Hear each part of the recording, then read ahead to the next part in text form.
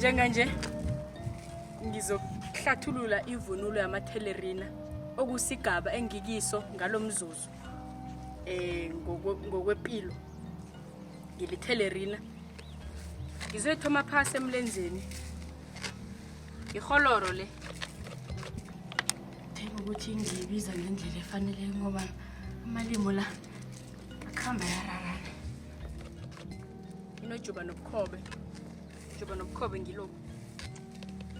Iholoro idzegana yakhona le iphephethu ke le imbathwa lithelerina kwaphela.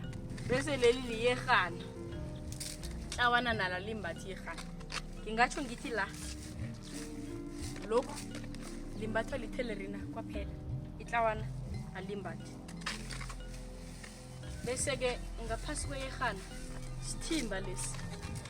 Sithimba simbathwa umuntu osele athombileko. Sithimba sikhambisana nalokhu okuzinkozo lesi. Bese kuseseyijuba nobukhobe ke lobu.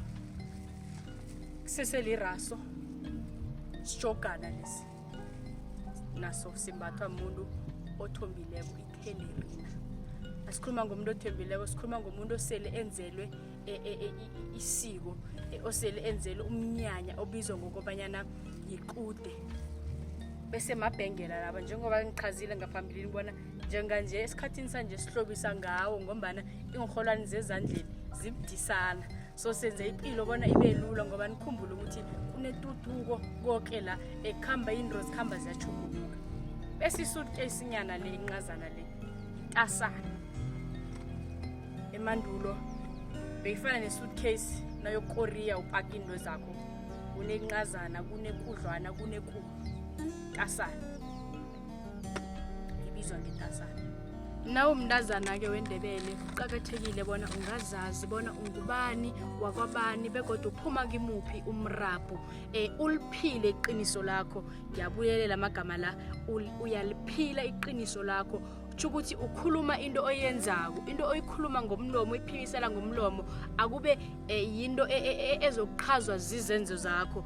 Njeke nawuphila iqiniso lakho asikho nesuburuburu esingakusikinya mntwana ekhaya ngombana nebako sozize nabafikako bathi bayakusikinya bazokuthola uzazi uyazi imvelaphi yakho begodwa uzazi uzibethe isifuba ngobuwena ngobundebele bakho. Njeke mntazana ekhaya lazi iqiniso lakho, uliphile iqiniso lakho. Le yituthuko yethelerina ELIJONGHWANA uyilethela ku-AKO Drukozwana ngokuzwana.